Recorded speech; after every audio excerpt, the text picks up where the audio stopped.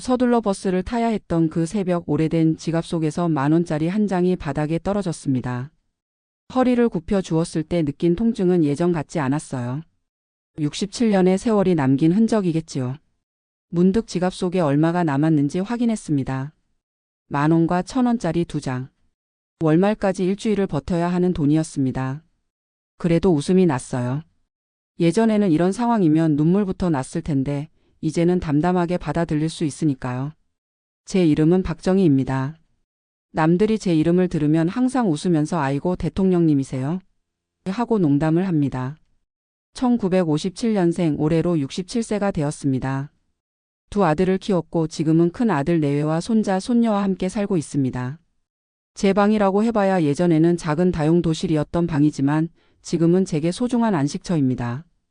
세상 사람들은 자식 키우고 나면 편안한 노후가 찾아온다고 하지만 제 인생은 그렇지 않았습니다.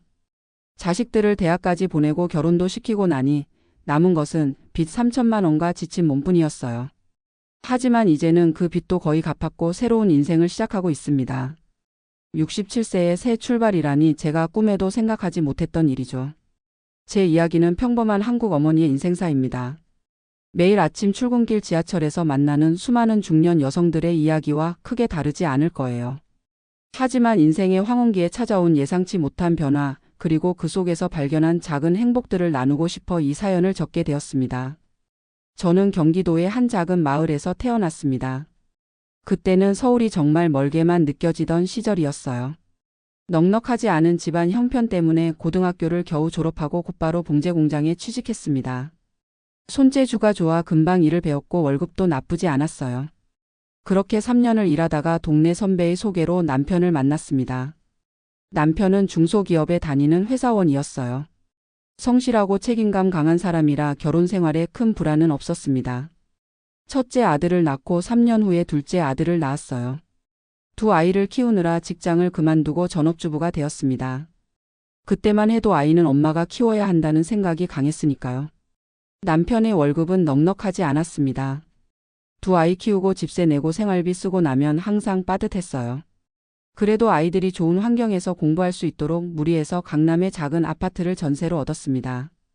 전세금 마련하느라 은행 대출을 받았는데 그때부터 빚의 굴레가 시작되었던 것 같아요. 아이들이 중학생, 고등학생이 되자 교육비가 눈덩이처럼 불어났습니다. 사교육비에 학원비에. 아이들이 엄마 나 혼자만 학원 안 다니면 성적이 떨어져라고 할 때마다 가슴이 아팠지만 어떻게든 보내줘야 했어요. 제가 공부를 더 하지 못했기 때문에 아이들만큼은 좋은 대학, 좋은 직장에 들어가길 바랐으니까요. 그 즈음 남편이 회사에서 구조조정 대상이 되었습니다. 다행히 해고는 면했지만 월급이 삭감되었어요. 살림이 더 빠듯해지자 저는 파트타임으로 일을 시작했습니다. 아침에 아이들을 학교에 보내고 인근 마트에서 진열 일을 했어요. 오후 3시면 퇴근해서 저녁 준비를 했습니다. 그렇게 벌어도 항상 돈이 모자랐어요. 큰아들이 서울의 사립대학에 합격했을 때 정말 기뻤습니다. 밤낮으로 공부한 보람이 있었죠. 하지만 등록금을 마련하기 위해 또 대출을 받아야 했어요. 시부모님께 손을 벌리고 싶지 않았거든요. 우리 아이 공부시키는데 돈 아까울 게 어디 있어? 라며 스스로를 위로했습니다. 둘째도 좋은 대학에 들어갔고 두 아들 모두 무사히 대학을 졸업했습니다. 취업도 잘했어요. 큰아들은 대기업에 작은 아들은 공기업에 들어갔죠. 그때까지만 해도 이제 좀 숨통이 트이겠구나 싶었습니다. 하지만 현실은 그렇지 않았어요. 큰아들이 결혼한다고 했을 때 저희 부부는 망설임 없이 신혼집 마련을 도와주기로 했습니다. 남은 전세금을 빼서 아들에게 주고 저희는 월세방으로 이사했어요. 젊은 애들이 시작을 잘해야지라는 생각이었습니다. 작은 아들도 곧 결혼할 나이가 되어 또 목돈이 필요했고 그렇게 대출은 쌓여갔습니다. 남편이 정년퇴직을 한 것은 제가 60세가 되던 해였습니다. 퇴직금으로 빚을 일부 갚았지만 여전히 3천만 원의 빚이 남아 있었어요. 남편은 경비원으로 재취업했지만 월급은 최저시급에 불과했습니다. 그래도 다행히 건강했으니까 일할 수 있는 것만으로도 감사했어요. 그렇게 하루하루 버티며 살던 어느 날 남편이 갑자기 쓰러졌습니다. 뇌출혈이었어요. 병원비를 감당할 수 없어 국민건강보험과 의료급여로 최대한 절약했지만 그래도 돈은 나갔습니다. 재활치료를 거쳐 간신히 걸을 수 있게 되었지만 더 이상 일을 할 수는 없었어요. 그때 큰아들이 어머니 아버지 이제 저희랑 같이 살아요라고 제안했습니다. 처음에는 거절했어요. 젊은 부부의 삶에 부담을 주기 싫었거든요. 하지만 현실적으로 다른 선택지가 없었습니다. 그렇게 큰아들 가족과 함께 살게 되었습니다. 함께 살면서 가장 힘들었던 건 며느리와의 관계였어요. 서로 살아온 환경이 달랐고 사소한 생활 습관의 차이로 자주 마찰이 있었습니다. 며느리는 직장 다니며 아이 둘 키우느라 바빴고 제가 집안일을 많이 도와주었지만 서로 만족스럽지 못했어요. 저는 제 방식대로 하고 싶었고 며느리는 자기 방식이 있었으니까요. 그러던 어느 날 마트에서 장을 보고 무거운 쌀 한 포대를 들고 오는데 허리에 심한 통증이 왔습니다. 병원에 가보니 디스크였어요. 의사는 무리하면 수술까지 갈 수 있다고 경고했습니다. 집안일을 도울 수 없게 되자 며느리의 눈치가 더 보였어요. 말로는 어머니 쉬세요라고 했지만 한숨 쉬는 모습을 보면 마음이 아팠습니다. 남편의 건강은 점점 나빠졌고 결국 65세에 세상을 떠났습니다. 그렇게 40년을 함께한 사람이 갑자기 사라지니 세상이 무너지는 것 같았어요. 슬퍼할 겨를도 없이 장례를 치르고 나니 또 빚이 늘어 있었습니다. 보험금으로 일부를 갚았지만 여전히 2천만 원 정도가 남아 있었어요. 이제 어떻게 살아야 하나 하는 생각에 며칠을 울었습니다. 국민연금으로 나오는 돈은 월 48만 원. 기초연금 30만 원을 더해도 생활하기 빠듯했어요. 무엇보다 자존심이 상했습니다. 아무리 아들 집이라지만 손 벌리고 살아야 한다는 사실이 너무 괴로웠어요. 어느 날 아침 텔레비전에서 시니어 일자리에 대한 프로그램을 보게 되었습니다. 65세 이상도 할 수 있는 일들이 생각보다 많다는 내용이었어요. 그날로 근처 노인복지관에 찾아갔습니다. 거기서 노인 일자리 사업에 대해 알게 되었고 곧바로 신청했어요. 처음 맡은 일은 초등학교 급식 도우미였습니다. 오전 10시부터 오후 2시까지 주 5일 일하고 월 70만 원을 받았어요. 일이 그리 힘들지 않았고 아이들을 보는 것이 즐거웠습니다. 그렇게 1년을 일하고 나니 500만 원 정도를 모을 수 있었어요. 빚을 조금씩 갚아나갔습니다. 어느 날 복지관에서 실버 바리스타 교육 프로그램을 한다는 공고를 보았습니다. 평생 커피를 마시기만 했지 만들어 본 적은 없었어요. 하지만 새로운 것을 배운다는 게 설렜습니다. 3개월 과정을 성실히 수료했고 자격증도 땄어요. 운 좋게도 지역 내 실버 카페에서 일할 기회가 생겼습니다. 처음에는 서툴러서 실수도 많이 했어요. 에스프레소 머신 사용법도 헷갈리고 우유 스티밍도 잘 안 됐습니다. 그래도 포기하지 않고 매일 연습했어요. 손님들이 이 나이에 새로운 걸 배우시다니 대단하세요라고 할 때마다 뿌듯했습니다. 카페에서는 급식 도우미보다 더 많은 월 90만 원을 받았어요. 게다가 손님들이 주는 팁도 있었습니다. 그렇게 1년 반 정도 일하니 남은 빚을 거의 다 갚을 수 있었어요. 빚에서 자유로워지는 순간 어깨에서 무거운 짐이 내려가는 것 같았습니다. 일을 하면서 많은 사람들을 만났어요. 다양한 연령대의 손님들과 대화하며 세상 이야기를 듣는 게 즐거웠습니다. 특히 제 또래의 어르신들이 오셔서 우리도 뭔가 할 수 있을까? 라고 물을 때면 제 경험을 나누며 용기를 드렸어요. 그렇게 지내다 보니 어느새 저는 정의 바리스타로 불리며 동네에서 유명해졌습니다. 가장 큰 변화는 집에서의 제 위치였어요. 더 이상 부담스러운 시어머니가 아니라 돈을 벌어오는 당당한 가족 구성원이 되었습니다. 며느리와의 관계도 자연스레 좋아졌어요. 서로 직장 다니는 여성으로서 공감대가 생겼고 퇴근 후 함께 저녁 준비하며 나누는 대화가 즐거웠습니다. 손주들도 달라졌어요. 우리 할머니는 카페에서 일하시는 멋진 바리스타야라고 친구들에게 자랑한다고 하더군요. 가끔 카페에 와서 제가 만든 음료를 마시고 할머니 이거 진짜 맛있어요. 라고 말해줄 때면 행복했습니다. 일을 시작하고 나서 또 달라진 건 제 생활 패턴이었어요. 아침 일찍 일어나 준비하고 정해진 시간에 출근하고 퇴근 후에는 취미생활도 조금씩 하게 되었습니다. 복지관에서 하는 스마트폰 교육에 참여해 카카오톡과 유튜브 사용법도 배웠어요. 이제는 손주들에게 물어보지 않고도 스마트폰을 잘 다룹니다. 특히 좋아하게 된 것은 유튜브에서 요리 영상 보는 것이었어요. 평생 한식만 해오다가 이제는 파스타나 리조또 같은 서양 요리도 만들어 봅니다. 며느리가 제 요리를 먹고 어머니 이거 정말 맛있어요. 라고 할 때 가장 뿌듯해요. 새로운 취미도 생겼어요. 카페에서 만난 단골 손님 중에 시니어 모델 활동을 하시는 분이 계셨는데 그분의 권유로 시니어 모델 교육에 참가하게 되었습니다. 처음에는 내가 무슨 하며 망설였지만 용기를 내서 도전했어요. 첫 수업에서 워킹을 배울 때는 정말 어색했습니다. 평생 허리 굽히고 살았는데 갑자기 허리를 펴고 당당하게 걷는다는 게 쉽지 않았어요. 하지만 강사님이 정희님 67년 동안 당당하게 살아오셨잖아요.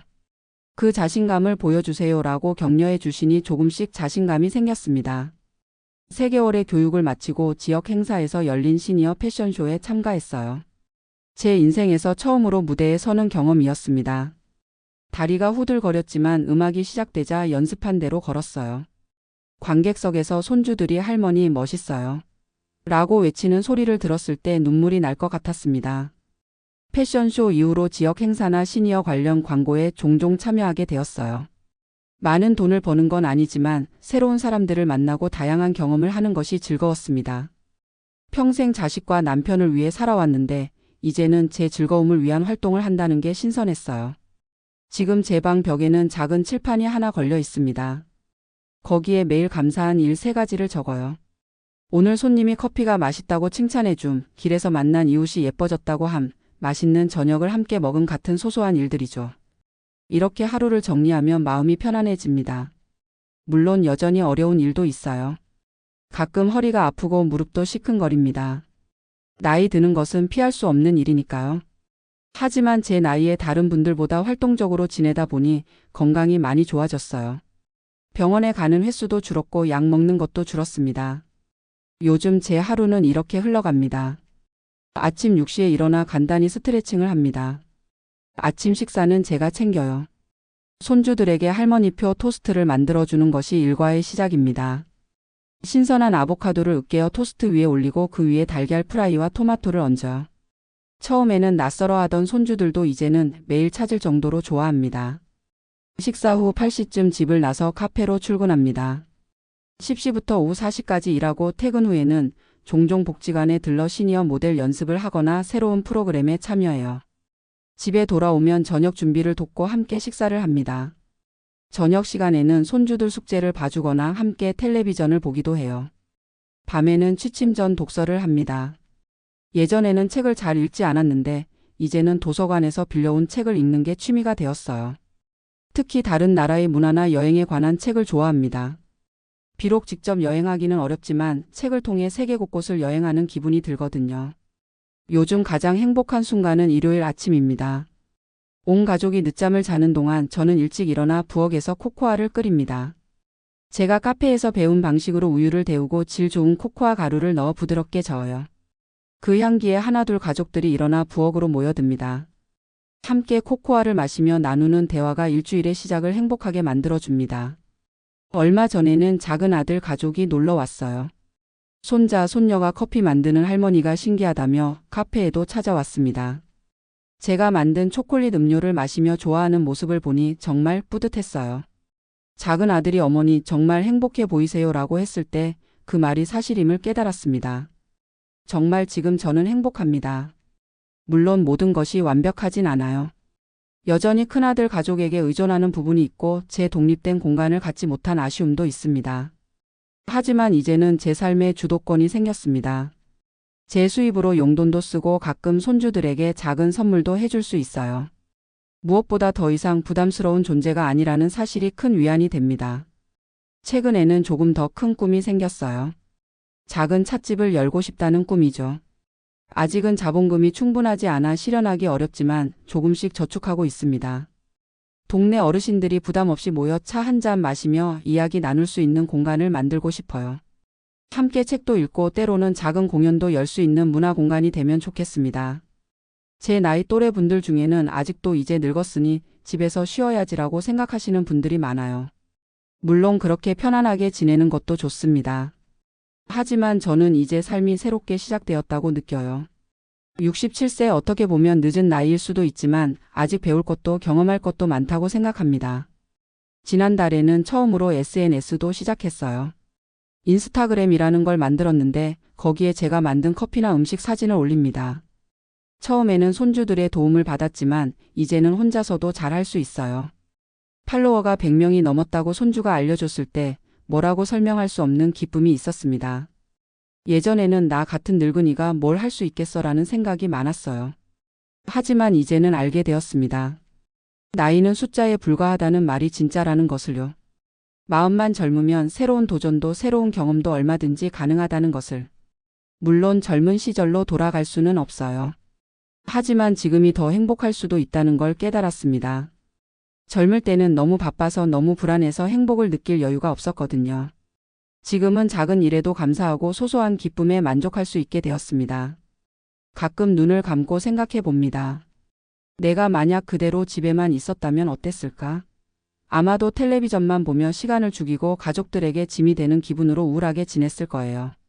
하지만 지금의 저는 매일 아침 설레는 마음으로 일어납니다. 오늘 어떤 손님을 만날지 어떤 새로운 것을 배울지 기대하면서요. 제 변화를 지켜본 친구들도 달라졌어요. 평생 전업주부로 살아온 동창 친구가 최근에 베이킹 수업을 시작했다고 합니다. 또 다른 친구는 실버 댄스 동아리에 가입했고요. 서로의 도전이 좋은 자극이 되는 것 같아요. 지난주에는 카페에서 일하는 제 모습을 담은 사진이 지역 신문에 실렸습니다. 인생 2막을 사는 시니어들이라는 특집 기사였어요. 기자가 왜 이 나이에 새로운 일을 시작했냐고 물었을 때 저는 이렇게 대답했습니다. 빚을 갚기 위해 시작했지만 지금은 제 존재 가치를 찾기 위해 일합니다. 얼마 전 동창회에 갔다가 재미있는 경험을 했어요. 50년 만에 만난 친구들이 대부분이었는데 서로 알아보기가 쉽지 않았습니다. 모두들 백발이 되고 주름이 늘었으니까요. 그런데 한 친구가 저를 보더니 정희야, 넌 예전보다 더 젊어 보인다고 했어요. 다들 그 말에 동의하더군요. 저는 웃으며 비결은 일하는 거야. 매일 카페에서 일하면서 젊은 사람들 만나고 새로운 것 배우니까 마음이 젊어진 것 같아라고 했죠. 동창회 자리에서 다들 자식 자랑, 손주 자랑이 한창이었어요. 저도 당연히 제 아들들과 손주들 이야기를 했지만 더 열정적으로 했던 건 제 일과 취미에 관한 이야기였습니다. 친구들이 놀라워하는 모습을 보며 다시 한번 깨달았어요. 나이 든다고 꿈을 포기할 필요는 없다는 것을. 카페에서 일하면서 정말 많은 사람들을 만납니다. 그 중에서도 가장 기억에 남는 손님은 대학교 3학년이라는 여학생이에요. 매일 아침 수업 전에 들러서 아메리카노를 주문하곤 했는데 언제부턴가 저에게 인생 상담을 하기 시작했어요. 할머니는 제 나이 때 어떠셨어요? 인생에서 가장 후회되는 일이 뭐예요? 같은 질문들이었죠. 처음에는 내가 뭘 알겠냐며 겸손하게 대답했지만 그 학생이 진심으로 조언을 구하는 것 같아 솔직하게 제 경험을 나누기 시작했어요. 특히 하고 싶은 일을 미루지 말라는 조언을 자주 했습니다. 저처럼 67세에 새 출발을 하는 것보다 젊을 때부터 자신의 꿈을 좇는 것이 더 좋으니까요. 이제 그 학생은 졸업을 앞두고 있는데 얼마 전에 할머니 덕분에 용기를 내서 창업하기로 했어요 라고 말하더군요. 평생 누군가에게 영향을 준다는 것이 이런 느낌일까요? 정말 뿌듯했습니다. 지난달에는 작은 도전을 하나 더 시작했어요. 동네 문화센터에서 시니어를 위한 글쓰기 강좌가 열린다는 공고를 보고 신청했거든요. 평생 일기도 제대로 써본 적 없는 제가 글쓰기라니 처음에는 많이 망설였습니다. 하지만 새로운 경험이라는 생각으로 용기를 내봤어요. 첫 수업에서 선생님이 여러분의 인생 이야기는 보물입니다. 그것을 글로 남기는 것은 후대에 남기는 가장 값진 선물이 될 거예요 라고 말씀하셨어요. 그 말에 큰 감동을 받았습니다. 지금까지 제 인생이 그저 평범하고 특별할 것 없다고 생각했는데 누군가에게는 의미 있는 이야기가 될 수도 있겠다는 생각이 들었어요. 그렇게 시작한 글쓰기 처음에는 정말 어려웠습니다. 무슨 말부터 써야 할지 어떻게 표현해야 할지 막막했어요. 하지만 선생님께서 그냥 떠오르는 대로 써보세요라고 조언해 주셔서 제 어린 시절부터 차근차근 써내려가기 시작했습니다. 글을 쓰다 보니 잊고 있던 기억들이 많이 떠올랐어요. 시골에서 보낸 어린 시절 첫 월급을 받던 날의 기쁨, 첫 아이를 안았을 때의 벅찬 감동. 그렇게 한 편 한 편 글을 쓰다 보니 어느새 제 인생의 큰 흐름이 글로 정리되었습니다. 지난주에는 그동안 쓴 글들을 모아 작은 책자로 만드는 시간을 가졌어요. 박정희의 인생 이야기라는 제목의 소박한 책자였습니다. 손주들에게 선물했더니 정말 좋아하더군요. 특히 제가 그들의 나이였을 때 이야기를 흥미롭게 읽었어요. 할머니도 우리처럼 장난치고 친구들이랑 놀았어요? 하고 물어보는 모습이 귀여웠습니다. 글쓰기 수업을 통해 또 하나 깨달은 것은 제 인생에 정말 감사할 일이 많다는 사실이었어요. 물론 힘든 시간도 많았지만 그 모든 순간이 지금의 저를 만들었다고 생각하니 감사한 마음이 들었습니다. 특히 건강하게 지금까지 살아올 수 있었던 것, 그리고 지금도 새로운 것에 도전할 수 있는 기회가 있다는 것에 감사해요. 요즘 저는 매일 아침 일어나서 거울을 보며 이렇게 말합니다. 박정희 씨, 오늘도 멋진 하루를 보내세요. 웃기게 들릴지 모르지만 이렇게 자기 자신을 격려하는 습관이 생기니 하루가 더 긍정적으로 시작됩니다. 가끔은 만약에라는 생각을 해보기도 해요. 만약 남편이 아직 살아있다면 지금의 제 모습을 보고 뭐라고 했을까? 아마도 크게 놀라면서도 자랑스러워 했을 것 같아요. 항상 당신은 할 수 있어라고 응원해 주던 사람이었으니까요. 그런 생각을 하면 남편이 곁에 없는 서운함보다는 함께 했던 시간에 대한 감사함이 더 크게 다가옵니다. 얼마 전 큰아들이 제게 물었어요. 어머니, 요즘 행복하세요? 잠시 생각해보고 대답했습니다. 그럼. 물론 행복하지. 빚도 거의 다 갚았고 하고 싶은 일도 하고 손주들도 건강하게 자라고. 완벽한 행복은 아니지만 충분히 행복해. 아들이 안도의 표정을 지으며 웃더군요. 사실 제가 처음 일을 시작했을 때 아들은 많이 걱정했어요. 어머니 나이에 무슨 일이냐, 그냥 집에서 편히 쉬세요라고 말했었죠. 하지만 지금은 제 선택을 존중해주고 응원해줍니다. 며느리도 처음에는 시어머니가 카페에서 일한다니 하고 어색해했지만 지금은 친구들에게 자랑을 한다고 하더군요. 미래에 대한 계획도 조금씩 세우고 있어요. 당장은 찻집을 열기 어렵더라도 작은 온라인 쇼핑몰을 만들어 볼까 생각 중입니다. 제가 만든 수제 과일청이나 수제 쿠키를 판매하는 거예요. 아직은 막연한 계획이지만 손주가 할머니, 제가 온라인 마케팅 도와드릴게요 라고 해서 용기가 나네요. 다른 한편으로는 봉사활동도 시작했어요. 한 달에 2번 동네 독거노인 분들께 제가 만든 음식을 가져다 드리고 이야기 나누는 일이에요. 저보다 더 연세가 많으신 분들이 대부분인데 그분들과 대화하다 보면 저도 많은 지혜를 얻게 됩니다. 특히 90세가 넘으신 한 할머니께서 사는 게 힘들어도 하루하루 감사하며 살다 보면 어느새 이 나이가 돼 있더라라고 하신 말씀이 큰 위로가 되었어요. 얼마 전에는 제 경험을 바탕으로 지역 노인복지관에서 작은 강연도 했습니다. 67세 새 출발의 즐거움이라는 제목이었어요. 처음으로 많은 사람들 앞에서 제 이야기를 나누는 경험이었는데 생각보다 떨리지 않았어요. 오히려 제 경험이 누군가에게 도움이 될 수 있다는 생각에 기뻤습니다. 강연을 마치고 몇몇 분들이 다가와 용기를 얻었다. 나도 도전해보고 싶다고 말씀해 주셨어요. 그때 문득 깨달았습니다. 제 인생의 어려움과 극복 과정이 단지 제 개인의 경험을 넘어 비슷한 상황에 처한 다른 분들에게 희망이 될 수 있다는 것을요. 가끔은 이런 생각도 합니다. 만약 제가 빚에 쫓기지 않았다면, 만약 남편이 건강하게 곁에 있었다면 지금처럼 새로운 도전을 했을까? 아마도 그러지 않았을 것 같아요. 아이러니하게도 제 인생에서 가장 어려웠던 시기가 결국 새로운 시작의 계기가 되었습니다. 삶이란 참 예측할 수 없는 것 같아요. 20대에 꿈꾸던 미래와 지금의 현실은 너무나 다릅니다. 그때는 단순히 아이들 잘 키우고 남편과 평안하게 노후를 보내는 것이 꿈이었어요. 하지만 인생은 그렇게 순탄하게 흘러가지 않았고 저는 67세에 전혀 다른 삶을 살게 되었습니다. 그래도 후회는 없어요. 오히려 감사합니다. 이 나이에 새로운 일을 배우고 새로운 사람들을 만나고 새로운 꿈을 꿀 수 있다는 것이 얼마나 큰 축복인지 모릅니다. 물론 젊음이 주는 에너지와 가능성은 없지만 나이가 주는 지혜와 평온함이 있어요. 그것도 나름의 장점이라고 생각합니다. 손주에게 스마트폰 사용법을 배울 때면 자주 말합니다. 너희에게 배울 게 많구나. 그러면 손주가 웃으며 말해요. 할머니도 저희에게 가르쳐 주시는 게 많아요. 세대 간의 이런 교류가 얼마나 아름다운지 몰라요. 서로 다른 시대를 살아온 사람들이 함께 어울려 살면서 배우고 나누는 것, 그것이 진정한 가족의 의미인 것 같습니다. 얼마 전에는 재미있는 일이 있었어요. 손녀가 학교 숙제로 존경하는 인물 인터뷰를 해야 한다며 저를 인터뷰하겠다고 했어요. 처음에는 할머니보다 더 대단한 사람 많잖아라고 말했는데 손녀가 제가 가장 존경하는 사람은 할머니예요 라고 하더군요. 그 말을 들었을 때 눈물이 날 것 같았습니다. 인터뷰 질문 중에는 인생에서 가장 중요한 것이 무엇이라고 생각하세요? 라는 것도 있었어요. 잠시 생각한 후 대답했습니다. 사랑하는 마음과 도전하는 용기가 아닐까? 사랑이 없으면 삶이 메마르고 도전이 없으면 삶이 정체되니까. 손녀가 열심히 필기하는 모습을 보며 뿌듯했습니다. 지금 제 방 책상 위에는 작은 버킷리스트가 있어요. 70세가 되기 전에 해보고 싶은 것들의 목록이죠. 외국 여행 가보기, 자전거 배우기, 봉사활동 100시간 달성하기, 수영 배우기, 직접 만든 차로 찻집 열기. 몇 가지는 이미 이루었고 나머지도 하나씩 도전해 볼 생각입니다. 특히 여행은 정말 가고 싶어요. 평생 해외여행을 한 번도 못 해봤거든요. 일본의 온천이나 유럽의 카페들을 방문해 보고 싶습니다.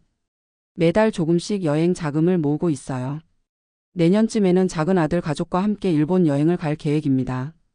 이렇게 새로운 꿈을 꾸고 새로운 목표를 세우니 삶이 더 즐거워요.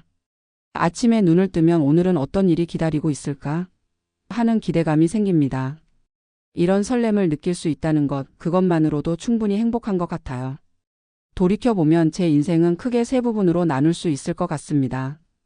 결혼 전 청춘 시절, 자식 키우며 보낸 중년 시절, 그리고 지금의 노년 시절. 각 시기마다 나름의 기쁨과 슬픔, 도전과 성취가 있었어요. 하지만 가장 자유롭고 진정한 나로 살아가는 시간은 아마도 지금이 아닐까 싶습니다. 어쩌면 나이 들매 가장 큰 선물은 이런 자유가 아닐까요? 더 이상 남의 시선에 얽매이지 않고 나의 진정한 모습으로 살아갈 수 있는 자유. 더 이상 완벽해야 한다는 부담감 없이 실수해도 웃으며 넘길 수 있는 자유. 더 이상 끊임없이 무언가를 증명해야 한다는 강박 없이 지금 이 순간을 즐길 수 있는 자유. 제 삶을 돌아보면 가장 후회되는 것은 너무 오래 기다렸다는 점입니다. 아이들이 대학 가면 내 일을 시작해야지, 아이들이 결혼하면 내 취미를 가져야지, 남편이 은퇴하면 우리 부부만의 시간을 가져야지. 계속 미루다 보니 기회를 많이 놓쳤어요. 지금 생각하면 모든 것에는 적절한 타이밍이 있는 것 같습니다. 너무 이르지도 너무 늦지도 않은. 사실 제 나이에 새 출발을 한다는 것이 쉬운 일은 아니에요. 체력적으로도 한계가 있고 새로운 것을 배우는 속도도 젊었을 때보다 느립니다. 하지만 꾸준함과 성실함으로 이겨낼 수 있다고 생각해요. 중요한 건 멈추지 않는 것, 포기하지 않는 것이니까요. 마트에서 일할 때도, 카페에서 일할 때도, 시니어 모델 활동을 할 때도 항상 제 마음속에 있는 말이 있습니다. 나는 할 수 있다. 이 간단한 말이 저에게 얼마나 큰 힘이 되었는지 몰라요. 누군가 제게 어떻게 그 나이에 그런 일을 시작할 용기가 생겼어요? 라고 물으면 저는 항상 이렇게 대답합니다. 그냥 해보자고 생각했어요. 안 되면 그만두면 되니까요. 두려움은 항상 있었습니다. 처음 카페에서 일할 때도 내가 실수하면 어쩌지? 손님들이 나이 든 바리스타를 어떻게 생각할까? 하는 걱정이 많았어요. 하지만 그런 두려움을 뛰어넘었을 때 비로소 성장할 수 있다는 것을 깨달았습니다. 실패해도 괜찮아요. 그것 또한 소중한 경험이니까요. 요즘 텔레비전을 보면 인생 이모작 100세 시대라는 말이 자주 나옵니다. 과거에는 60세면 노인이라고 생각했지만 이제는 60대가 새로운 시작이 될 수 있는 시대가 되었어요. 평균 수명이 늘어나면서 은퇴 후에도 30년 가까이 살아가야 하는 시대가 왔습니다. 그 30년을 어떻게 보낼 것인가, 이것이 현대 노인들의 과제인 것 같아요. 저는 이 30년을 그저 시간을 소비하며 살고 싶지 않습니다. 계속해서 배우고 도전하고 성장하며 살고 싶어요. 나이는 숫자에 불과하다는 말을 몸소 증명하고 싶습니다. 물론 건강이 허락하는 한에서요. 다음 주에는 노인 일자리 성공 사례라는 잡지에 제 이야기가 실린다고 합니다. 인터뷰를 하면서 기자가 물었어요. 다른 노인분들에게 해주고 싶은 말씀이 있으신가요? 저는 이렇게 대답했습니다.